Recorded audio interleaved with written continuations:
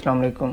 आज की इस वीडियो में हम लैंग्वेजेस को और ऑडियंस को डिस्कस करेंगे कि जब आपने अपनी ऐड कैंपेन बनानी है तो उसके अंदर आपने लैंग्वेजेस को किस तरह से परफेक्टली सेलेक्ट करना है और उसके बाद आपकी जो है वो ऑडियंस आपने कैसे सेलेक्ट करनी है। तो सबसे पहले हम बात करते हैं लैंग्वेजेस की। लैंग्वेजेस के अंदर मेरे पास सबसे पहले आ रहा है बाय डिफ़ॉल्ट इंग्लिश, और आप इसके अलावा जो है वो मल्टीपल लैंग्वेजेस को टारगेट कर सकते हैं। और ये लैंग्वेज टारगेट किस बेस पे होती है, इसके लिए जो सी भी आप लैंग्वेजेस के अंदर टारगेट करते हैं, फॉर एग्जांपल मैं यहाँ पे उर्दू भी सिलेक्ट करता हूँ, मैं यहाँ पे उर्दू टाइप करता हूँ और यहाँ से आके मैंने उर्दू भी सिलेक्ट कर ली। तो अब मेरा जो ऐड है वो इंग्लिश और उर्दू दोनों लैंग्वेजेस के ऊपर टारगेट होगा। अब लैंग्वेज टारगेटिंग का मतलब क्या है उसको हम समझना बहुत ज़रूरी है।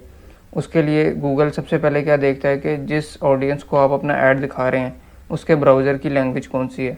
सो लेट्स सी, मैं यहाँ पे अपना ब्राउज़र की सेटिंग्स में जाता हूँ, लैंग्वेजेस यहाँ पे लिखता हूँ, तो मेरी यहाँ पे लैंग्वेज जो सिलेक्टेड है वो इंग्लिश है। इससे गूगल को ये पता चल जाएगा कि मुझे इंग्लिश पढ़नी भी आती है, इंग्लिश समझनी भी आती है, मैं इंग्लिश बोल भी सकता हूँ। तो इससे क्या होगा कि वो गूगल को ये पता चल जाएगा कि मैं इंग्लिश का जो भी ऐड टारगेट होगा वो मुझे शो हो सकता है। इसके अलावा मैं लैंग्वेजेस में से यहाँ पे जाके ऐड लैंग्वेज भी कर सकता हूँ। यहाँ से आप जितनी भी लैंग्वेजेस गूगल के पास अवेलेबल हैं, अरबिक है, इसके अलावा बंगला है, जितनी भी लैंग्वेजेस हैं आप यहाँ से मल्टीपल लैंग्वेजेस जो हैं वो अपने ब्राउज़र के लिए भी सिलेक्ट कर सकते हैं। तो यहाँ से अगर मैं अरबिक को भी सिलेक्ट कर लेता हूँ और यहाँ से ऐड कर लेता हूँ तो उसके बाद गूगल को ये पता चल जाएगा कि मैं अरबिक पढ़ भी सकता हूँ और बोल भी सकता हूँ। तो उसके बाद जो है वो अरबिक ऐड भी मैं देख सकता हूँ, लेकिन मैं इसको ऐड नहीं करता, यहाँ से मैं इसको कैंसिल कर देता हूँ। इसके बाद जो दूसरा फैक्टर है, दूसरा फैक्टर ये है कि गूगल ये देखता है कि आप जो गूगल के ऊपर सर्चेस कर रहे हैं वो किस लैंग्वेज में कर रहे हैं। अगर तो आप किसी अरबिक कंट्री में रहते हैं तो आप जो है वो अरबिक के अंदर सर्च करेंगे, अगर आप उर्दू वाले कंट्री में रहते हैं तो आप उर्दू में भी करेंगे, इंग्लिश में भी कर सकते हैं। तो यहाँ पे मैं आता हूँ गूगल के और यहाँ पे आके लिखता हूँ कि बाय क्लोथेस ऑनलाइन। अब इससे क्या होगा, इससे गूगल को ये पता चल गया कि मैं जो है वो इंग्लिश बोल सकता हूँ, लिख सकता हूँ, पढ़ भी सकता हूँ, क्योंकि मैंने जो अपनी क्यूरी की है वो इंग्लिश में की है, बाय क्लोथेस ऑनलाइन। तो इससे जब वो मुझे रिज़ल्ट शो करेगा वो भी सारे इंग्लिश में शो करेगा, लेकिन अगर मैं यहाँ पे उर्दू टाइप करूँगा तो वो मुझे रिज़ल्ट भी उर्दू के अंदर शो करेगा। तो ये कुछ फैक्टर्स है जिनके ऊपर जो है वो लैंग्वेज आपकी डिपेंड करती है। तो यहाँ से आप जितनी लैंग्वेजेस चाहते हैं आप जो है वो टारगेट कर सकते हैं। फॉर एग्जांपल आप जो है वो अपना ऐड पाकिस्तान में और इंडिया में चला रहे हैं तो आप यहाँ से इंग्लिश भी सिलेक्ट करें, उर्दू भी कर लें और आप हिंदी भी सिलेक्ट कर सकते हैं, क्योंकि इन दो मुल्कों में रहने वाले जो लोग हैं वो इंग्लिश बोल सकते हैं, पढ़ सकते हैं, उर्दू और हिंदी भी इसी तरह पढ़ सकते हैं और बोल सकते हैं। तो ये तो हमारा लैंग्वेज का सेक्शन था। अब हम चलते हैं ऑडियंस की तरफ। ऑडियंस जो है वो आपकी आइडियल और परफेक्ट होना बहुत ज़रूरी है, क्योंकि अगर आप ऑडियंस को अच्छे तरीके से समझेंगे नहीं और उसको जो है वो आप टारगेट नहीं करेंगे अपने ऐड के अंदर तो जो आपकी सारी स्पेंडिंग है वो आपकी वेस्ट भी हो सकती है। अब इसके अंदर जो है वो ऑडियंस की डिफरेंट टाइप्स हैं, डिफरेंट टाइप्स के ऊपर जो है वो ऑडियंस आपकी डिपेंड करती है। इसके अंदर आप यहाँ पे ब्राउज पे के ऊपर क्लिक करें तो आपको डिफरेंट ऑप्शन यहाँ पे शो हो रही हैं, जो कि आप देख सकते हैं कि डेमोग्राफिक्स, एफिनिटी और इन मार्केट, इसके अलावा रीमार्केटिंग एंड सिमिलर ऑडियंस और कंबाइंड ऑडियंस। इनका मतलब क्या है? डेमोग्राफिक्स का मतलब ये होता है कि आप किन लोगों को अपना ऐड दिखाएंगे, उनका जो है वो पेरेंटल स्टेटस क्या है और उनका जो है वो कौन सा जेंडर है। इस तरह की डिफरेंट जो ऑप्शन हैं वो आपको यहाँ पे मिल जाएंगी। तो यहाँ पे मैं देखता हूँ सबसे पहले मुझे ऑप्शन आ रही है पेरेंटल स्टेटस की। आप किसी ऐसी ई कॉमर्स वेबसाइट के लिए या किसी बिज़नेस के लिए कैंपेन चला रहे हैं जो कि बच्चों की जो है वो आइटम सेल करते हैं, तो आप यहाँ पे आके पेरेंटल स्टेटस पे आएंगे। पेरेंटल स्टेटस में आके जो इन्फेंट्स होते हैं बच्चे, उनकी एज क्या हो सकती है, 0 to 1 हो सकती है, 1 to 2 या 4 ईयर्स तक के बच्चों की चीज़ें अगर कोई बिज़नेस या वेबसाइट सेल कर रही है और आप उसका ऐड बनाना चाह रहे हैं तो आप यहाँ से इन चारों को सेलेक्ट कर लेंगे 4 ईयर्स तक। और उसके बाद जो है आप मैरिटल स्टेटस पे आ जाएं। अब जिनके किड्स होंगे वो ज़ाहिरी बात है मेरिट के अंदर आएंगे, तो आप यहाँ से इसको सेलेक्ट कर सकते हैं। ये एग्जांपल है, बाकी आप अपने बिज़नेस और अपने ऐड के मुताबिक देखेंगे कि आपने ऐड जो है वो किस ऑडियंस को दिखाना है।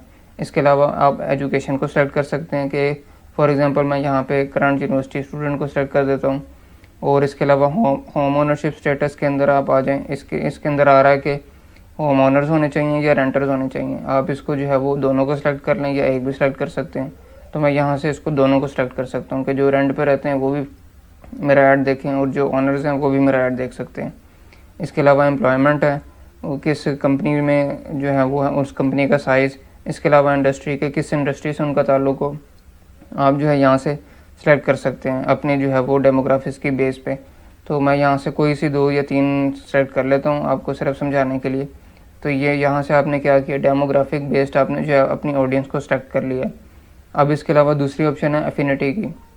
एफिनिटी का मतलब होता है कि what their interest and habit are, कि वो लोग जो किसी चीज़ के बारे में इंटरेस्ट रखते हैं। फॉर एग्जांपल आप टेक्नोलॉजी की वेबसाइट का ऐड चलाते हैं या आप किसी जो है वो ई-कॉमर्स वेबसाइट का ऐड चलाते हैं, तो उसके अंदर क्या होगा कि टेक्नोलॉजी से रेलिवेंट में आपके पास टैबलेट्स, मोबाइल फ़ोन, इस तरह की चीज़ें आ सकती हैं।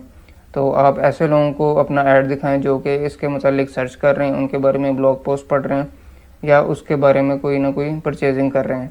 तो यहाँ से मैं आता हूँ banking and finance, beauty and wellness, life and, आप यहाँ से कुछ भी सिलेक्ट करें और उसके अंदर आप डिटेल में जाके देख सकते हैं उसकी ऑप्शंस को और उसके मुताबिक जो है वो अपनी ऑडियंस को सिलेक्ट कर सकते हैं। अब मैं फूड एंड ड्रिंकिंग को सिलेक्ट किया, उसके बाद मेरे पास डिफरेंट ऑप्शंस आ गई। कॉफ़ी शॉप रेगुलर्स के जो कॉफ़ी शॉप्स पे रेगुलर विजिट्स करते हैं और कॉफ़ी पीते हैं, मैं उनको सेलेक्ट कर सकता हूँ। अगर मेरा कॉफ़ी का कोई बिज़नेस है या मैं किसी शॉप को उसके लिए ऐड चला रहा हूँ, तो मैं यहाँ से इसको इस तरह से एफिनिटी बेस जो है वो टारगेट कर सकता हूँ। इसके बाद जो है वो इन मार्केट ऑडियंस है। इन मार्केट ऑडियंस का मतलब ये होता है कि जो किसी एक चीज़ के बारे में जो है वो परचेज़ करने ही वाले हैं या उसके बारे में रिसर्च कर रहे हैं। फॉर एग्जांपल यहाँ पे आर्ट्स एंड क्राफ्ट सप्लाईज़ है, इसके अंदर आपके पास डिफरेंट ऑप्शन आ जाएंगी। बेबी एंड चिल्ड्रन प्रोडक्ट्स है, आप इसको टारगेट कर लें, इसके अंदर डिफरेंट आपके पास नीचे आइटम्स आ जाएंगी कि जो बेबी एंड चिल्ड्रन की क्लोथिंग को रिसर्च कर रहे हैं या बाई कर रहे हैं। और इसके अलावा उनकी बेबी एंड टोडलर फीडिंग है, चाइल्ड कार सीट्स है। तो ये डिफरेंट ऑप्शंस हैं कि इनकी बेस के ऊपर आप अपनी ऑडियंस को यहाँ पे सेलेक्ट करेंगे और जिस को आप सेलेक्ट करेंगे, इंडस्ट्री को, डेमोग्राफिक्स को, वो यहाँ पे आपके सामने शो होना शुरू हो जाएंगे। इसके बाद आप यहाँ पे रीमार्केटिंग भी कर सकते हैं और कंबाइंड ऑडियंस अगर आपने बनाई हुई है दैन आप उसको यहाँ पे जाके सेलेक्ट कर सकते हैं। और रीमार्केटिंग ऑडियंस के अंदर कौन कौन सी मार्केटिंग के पीपल आ सकते हैं कि जिसमें जो आपके ऐड जो है वो पहले भी देखते हैं और आपसे जो है वो शॉपिंग करते हैं, तो उनको आप जो है वो रीमार्केटिंग के अंदर दोबारा भी टारगेट कर सकते हैं। तो ये ट्यूटोरियल था कि जिसमें आप लैंग्वेजेस और ऑडियंस को सिलेक्ट करना सीखेंगे, क्योंकि अगर आप इसको जो है वो अच्छे से नहीं सीखते और आप इस तरह से अपनी डिटेल टारगेटिंग नहीं करते, तो उससे क्या होगा कि आपकी एड स्पेंडिंग जो है वो वेस्ट भी हो सकती है।